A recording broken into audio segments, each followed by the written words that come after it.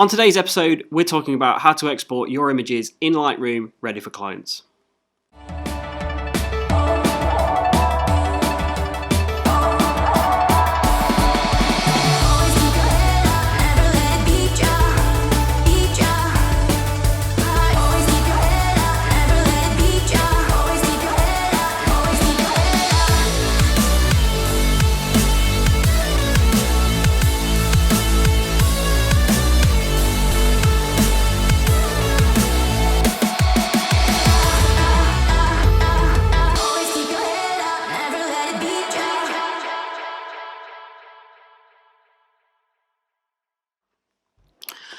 Welcome back. So today we're going to look at how to export your images out of Lightroom ready for clients so that they're ready for the web, they're ready for high resolution print, they're just spot on.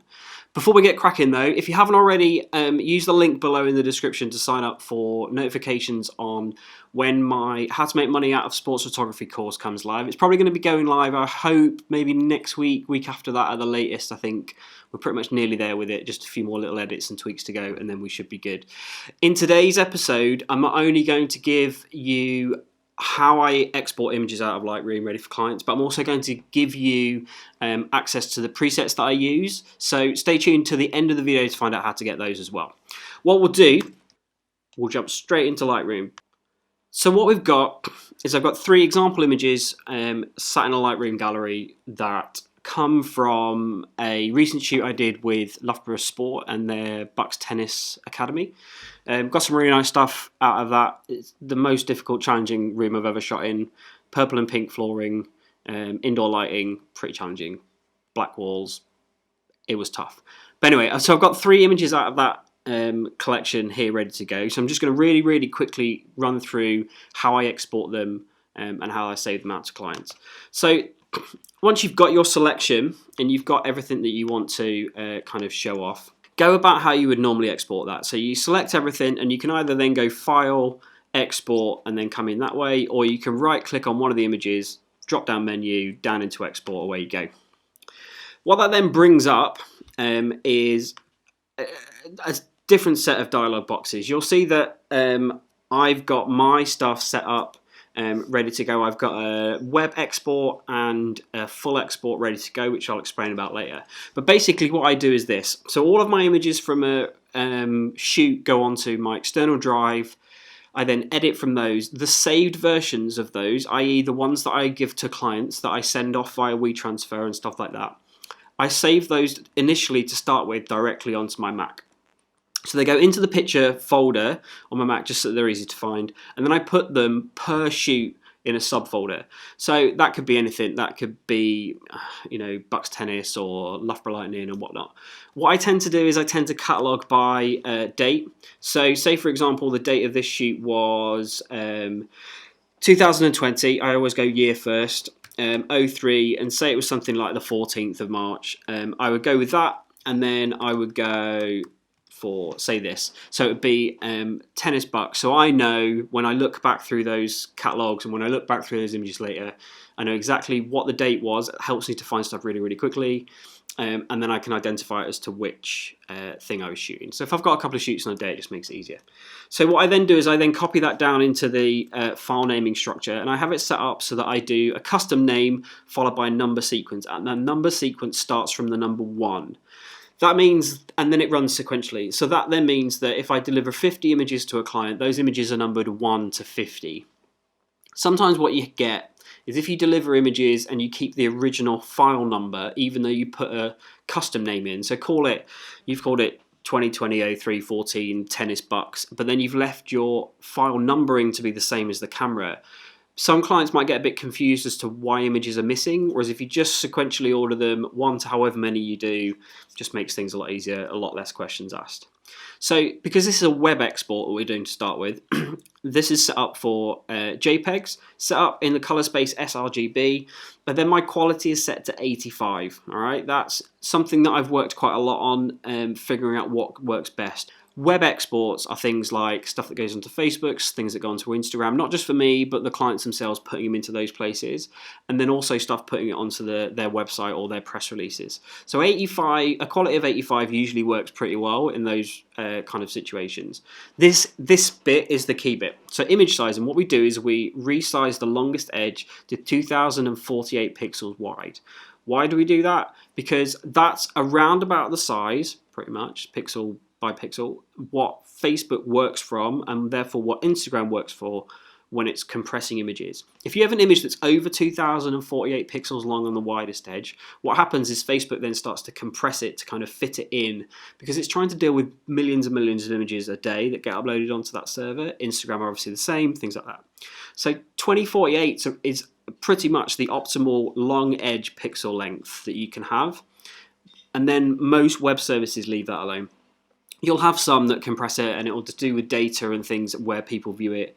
But from all the testing that I've done over the years, all the stuff that I've read, all the research that I've done, this is the optimal length. So set your resize to fit long edge to 2048. And then resolution I set to 300 because I want the best resolution that I can. We then sharpen for screen because it's going to go onto the screen. Leave all the metadata where it is, and then watermark's an optional thing. So I leave all of my images blank. I don't want watermark images unless I'm working for the ITU and we've got triathlon watermarks that we have that identify our images and who shot those photos. So if I'm doing an ITU event somewhere around the world, I'll tick the watermark, otherwise I'll leave it blank. And then we export it and away it goes. If we're doing a full high resolution export, which is something I deliver to clients as well, I don't tend to hold on to those. A client will get from me high resolution and web export images so they can use stuff for print. It's just how my contracts and terms and conditions work. We do the same thing. So it goes into a subfolder with the same name. However, what I usually do is put a marker of HR on the end so that I know and the client knows the difference. It's then the same thing for the file name. So we have the file name that matches the subfolder, which is how I do it, and then a sequential number starting from 1 to identify that image.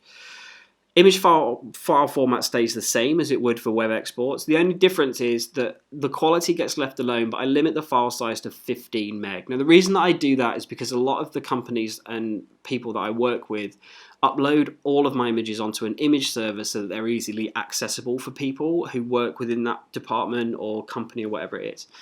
15 meg is usually around the upload size that you can upload per image. So 15 meg sits around the right kind of thing. If that's never enough for people and people want more, obviously you can come back and just have the file size, whatever file size you want it to be. Image sizing, we don't touch. There's no need to resize the images when it comes to full exports because you want the biggest image you can possibly get, it doesn't matter.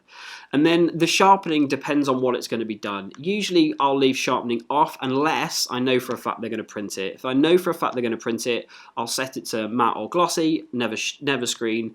Otherwise, I just tend to leave the sharpening off just because it makes a lot of difference. Metadata we obviously leave, we don't touch that, and again, same for watermarks. I never watermark a high-res image. It's not really the point of high-res images. That's how it works. And then we export that and away we go. Now what you'll see from my left-hand side of screen is that I've got 2 user presets. Those user presets basically allow me just to toggle on as and when I want to. I can then update the file names and the folder names, update those presets, and away we go. What I've actually done is I've exported those, so I'm going to give you, should you want them, those export presets for web and for full export high res, blah blah blah blah blah. What I've also done is I've got import presets. So when I import into Lightroom, you'll have seen it before if you've seen some of my stuff. I've got like an initial load color and black and white for RAW and initial load color and black and white for JPEG, so that I am importing things with the right settings to get me going before I kind of start delivering out to clients. Just speeds my workflow up. So I've bundled all those together. If you're interested in getting those, I've bundled it together for just £10. All right. So £10 gets you all of those plus the instructions of how to set them up onto Lightroom if you've never done it before. Gives you a really solid base to start with from importing, whether you're importing with JPEGs or with RAW, and then gives you like the perfect way to export images out ready for clients at the end of the day. If you want them, there's another sign up link below. Just sign up and it'll take you through and you can buy the presets, and the instructions and stuff will be all in there for you. That's how I export, all right? That's how I do it. That's how I do it all around the world. It's what really works for me, but also what really works, especially the web stuff, what really works for uploading onto the web, and it is tested with an awful lot of clients in an awful lot of different places. So like, I know this stuff works. So if you're interested, you know, set your stuff up like that, or just grab the download bundle, and then you can use them as much as you want, and away you go. If you haven't already, like I said at the beginning, and you want to be notified of the How to Make Money from Sports Photography course, which will be coming really, really soon, hit the link down in the description below, and that'll take you through to getting notified when that goes live. If you haven't already, hit like, hit subscribe, follow me on Instagram, the huge. Sound really old when I use young people's vernacular. Have a great rest of your day. Have a great rest of your week. Stay safe. Stay home. Let's hope this pandemic disappears very, very soon so we can all get back to work. See you all again very, very soon.